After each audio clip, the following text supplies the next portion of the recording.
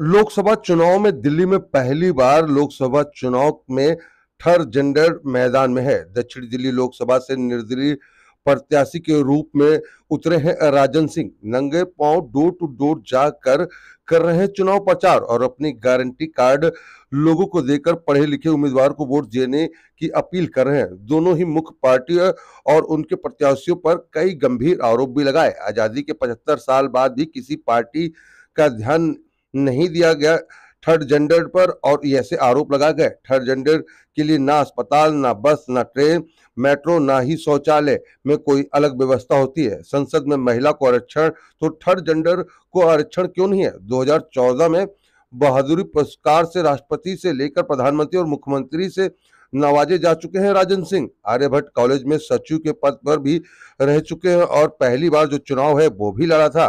देश भर में लोकसभा चुनाव का बिगुल फूंक चुका है। एक तरफ एनडीए गठबंधन तो दूसरी तरफ इंडिया गठबंधन है और लेकिन छोटी मोटी पार्टियों के अलावा कई जगह पर निर्दलीय भी चुनाव मैदान में है। हालांकि बहुत सारे चेहरे अभी सामने नहीं आए हैं। कारण यह है कि दिल्ली में 25 मई को 7 सीटों पर मतदान होना है और अभी नामांकन भरने की प्रक्रिया जो है वो शुरू हुई है।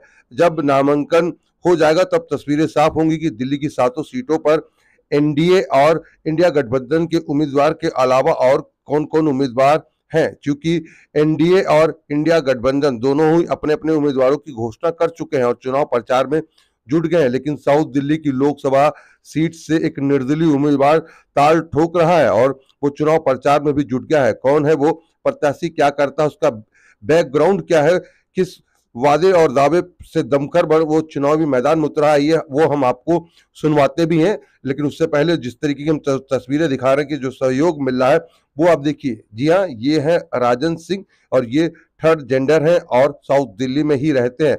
आर्यभट्ट कॉलेज से पास आउट है और वहां से चुनाव जीतकर सचिव पद पर विराजमान है। राजन सिंह 2014 में ही चर्चा में आए थे। उन्हें राष्ट्रपति, प्रधानमंत्री और दिल्ली के मुख्यमंत्री द्वारा वीरता पुरस्कार भी दिया गया है और उनकी फोटो पेपर और टीवी में भी दिखाई गई थी। अब राजन सिंह दक्षिणी दिल्ली लोकसभा से निर्दलीय चुनावी मैदान में कूद पड़े हैं, जिसके लिए वो अभी से ही चुनाव प्रचार में जुट गए हैं।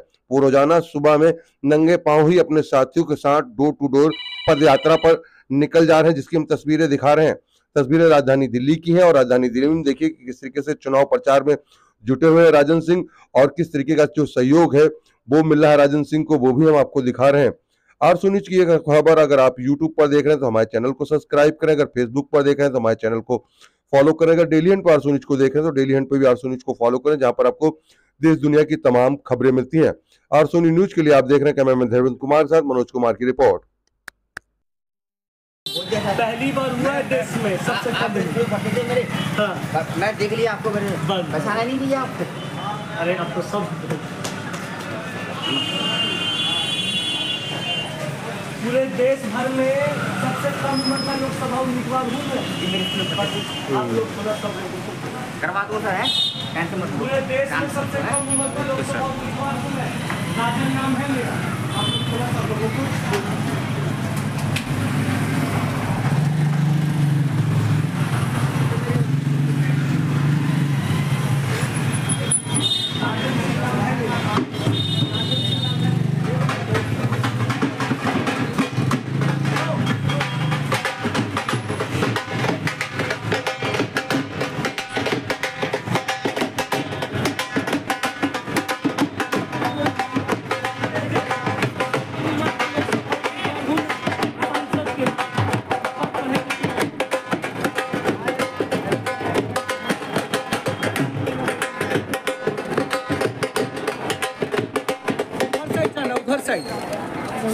नहीं बदरपुर साइड जाना है।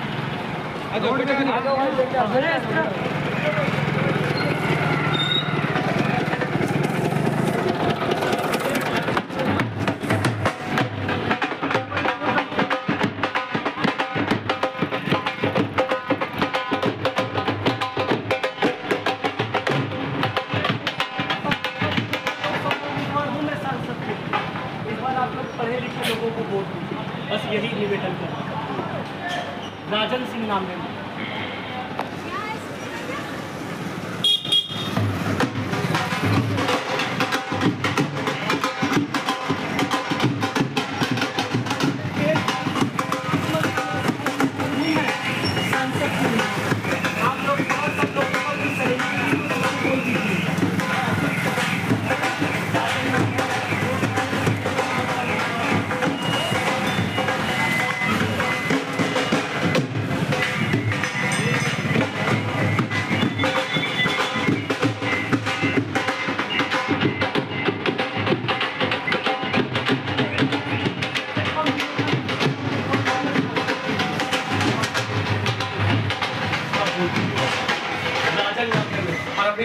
लड़कियों को भी बोल रहे हैं, है ना।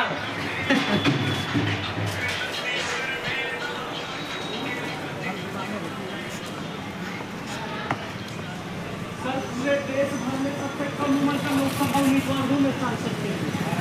इस बार पढ़े लिखे लोगों को वोट दे दीजिए, बस यही प्रार्थना करना चाहता हूँ। आंटी जी, राजन सिंह नाम है मेरा, सबसे कम उम्र का लोकसभा उम्मीदवार हूँ मैं सांसद के लिए देश भर में। इस बार थोड़ा पढ़े लिखे। ये पद यात्रा है, संकल्प की यात्रा।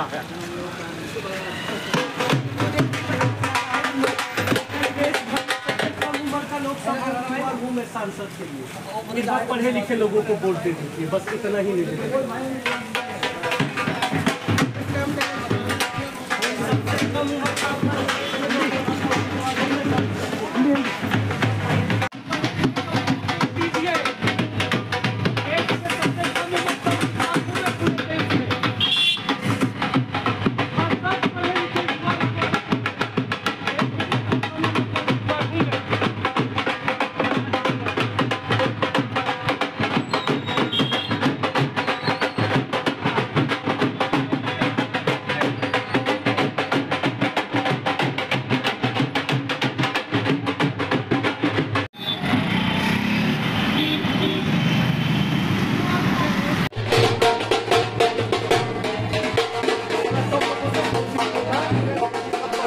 सब लोगों को बता देंगे कि मैंने क्या क्या बोला है।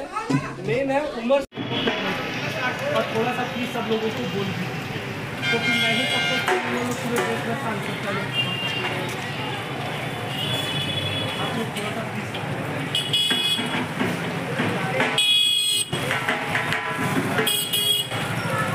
लोकसभा से खड़ा हो गया भाई। हाँ भाई, निर्दलीय।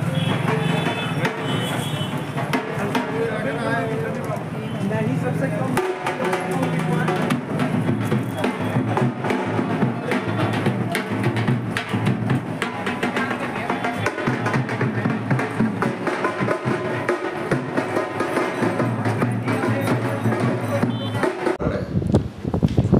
आज़ादी के 75 वर्षों बाद दिल्ली में मैं पहली बार लोकसभा में कोई थर्ड जेंडर ट्रांसजेंडर चुनाव लड़ रहा हूँ। मैं निर्दलीय चुनाव लड़ रहा हूँ क्योंकि आज़ादी के 75 वर्ष बाद भी कोई भी बड़ी पार्टी आज तक यही नहीं सोच पाई कि हम लोग जिंदा लोग हैं।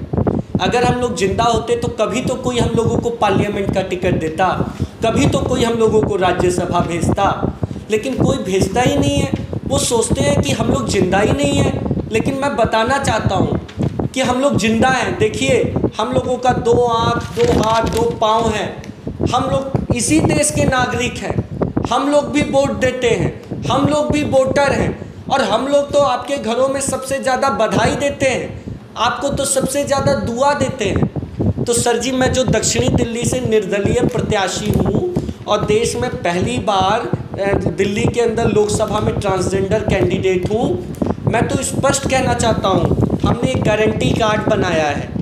इस गारंटी कार्ड में सही चुने लिखा है और इसमें हमने कुछ गारंटी दी है लोगों को। ये गारंटी है कि अगर आपने हमें चुना तो हम लोग सबसे पहले 3 महीने में जितनी महिलाएं हैं, जितनी वृद्ध महिलाएं हैं, जितने पुरुष हैं, जो बुजुर्ग हैं, माता पिता हैं, उन सभी को पेंशन दिलाएंगे। उसके बाद उन सभी को, युवाओं को नौकरी दिलाएंगे। आज हमारे को अस्पताल में देखिए सर जी, मेल वार्ड और फीमेल वार्ड होता है, ट्रांसजेंडर का वार्ड क्यों नहीं है? आप ये सोचिए सर जी, हम एक ऐसा जिंदा लाश हैं जिसके लिए अस्पताल में बेड नहीं है और यहाँ तक शौचालय भी नहीं है सर जी। महिला और पुरुष के लिए शौचालय है, हमारे लिए शौचालय भी नहीं है सर जी। इसके अलावा हमारे लिए स्कूलों में जगह नहीं है सर जी, हमारे लिए कॉलेजों में जगह नहीं है। हमारे से लोग घृणा करते हैं। मेट्रो में आपने देखा है ना, मेट्रो के अंदर में लिखा रहता है पुरुष के लिए अलग जगह, महिला के लिए अलग जगह। हम लोग कहाँ बैठे सर जी? क्या हमारे लिए ये देश नहीं है? आज़ादी के 75 वर्ष बाद जो सरकारें, जो पार्टी ये दावा करती हैं कि हम लोग ट्रांसजेंडर से सहानुभूति रखते हैं, हमें सहानुभूति नहीं चाहिए, हम लोगों को अधिकार चाहिए। हम लोगों को अधिकार दो, हमारे को भी आरक्षण दो, जैसे महिलाओं को आरक्षण दिया है संसद और विधानसभा में भेजने के लिए। क्यों नहीं आरक्षण देते हो? हमसे वोट लेते हो, हमसे आशीर्वाद लेते हो, क्या हम लोग आपके इस देश के नहीं हैं? आप देखना दक्षिणी दिल्ली में तो जैसे जैसे मैं घूम रहा हूँ ना, बहुत प्यार दे रहे हैं लोग। यहाँ के लोग बहुत अच्छे हैं, सब बहुत प्यार कर रहे हैं मुझसे, और सबको मैं बहुत आशीर्वाद देता हूँ। और सब लोग कहते हैं कि इस बार आपको वोट देंगे, क्योंकि आज़ादी के 75 वर्ष बाद भी संगम विहार, देवली, अंबेडकर नगर, तिगड़ी, तुगलकाबाद, बदरपुर, यहाँ पर पानी की समस्या, सड़क की समस्या, रोड की समस्या है। ये जो दोनों प्रत्याशी खड़े हैं आम आदमी पार्टी से और भारतीय जनता पार्टी से, इनके तो अपने जिस ब्लॉक में ये रहते हैं वहाँ पर नालियाँ भरी पड़ी रहती हैं, साफ नहीं कराते। वहाँ पर तो लोग पानी के लिए त्राही त्राही मची हुई है। तो इस बार एक बार आप लोग मेरे को वोट दें। मैं निर्दलीय प्रत्याशी हूँ, लेकिन आपसे वादा करता हूँ 75 सालों में ये मौका आया है कि हमारे दिल्ली में मैं थर्ड जेंडर के रूप में खड़ा हूँ, लेकिन मैं थर्ड नहीं रहूँगा। आप लोग एक बार मुझको चुन के देखिए, मैं थर्ड से आपका बेटा फर्स्ट, आपका बेटी फर्स्ट, आपका भाई फर्स्ट बन जाऊँगा, आपकी बहन फर्स्ट बन जाऊँगा, और आप लोगों के लिए ही काम करूँगा। और आपसे मिलने वाला एक एक वोट मेरे लिए स्वाभिमान का वोट होगा। और अभी मेरा 4 तारीख को इलेक्शन कमीशन ने इलेक्ट्रॉल जारी किया। दक्षिणी दिल्ली में पहला इलेक्ट्रॉल मेरा ही जारी हुआ है थर्ड जेंडर के रूप में। अब मैं आपको विश्वास दिलाता हूँ सर जी, ये जो पहचान का चुनाव है, ये स्वाभिमान का चुनाव है। एक एक मिलने वाला वोट 25 मई को जब पिटारा खुलेगा तो देश के अंदर में ट्रांसजेंडरों का स्वाभिमान बढ़ेगा। अच्छा, 4 जून को जिस तरीके से जब जो रिजल्ट आएंगे, इस अगर दक्षिणी दिल्ली की बात की जाए तो इसका माहौल आप खराब करेंगे, क्योंकि जो दोनों बड़ी ही पार्टियां हैं, आम आदमी पार्टी हो या बीजेपी, दोनों ही जीत के दावे कर रही है। उसमें आप खेला कहीं ना कहीं खराब करने आ गए हैं क्या इन दोनों पार्टियों का? आज मैं आपको एक वचन देता हूँ, जो व्यक्ति, जो ये दोनों पार्टी जिन्होंने अधिकार नहीं दिया, अगर इस चुनाव के समय में ही इन्होंने हमारे अधिकार देने की बात नहीं कही, तो आप देखिएगा जो भी हारेगा वो मेरे ही वोट से हारेगा।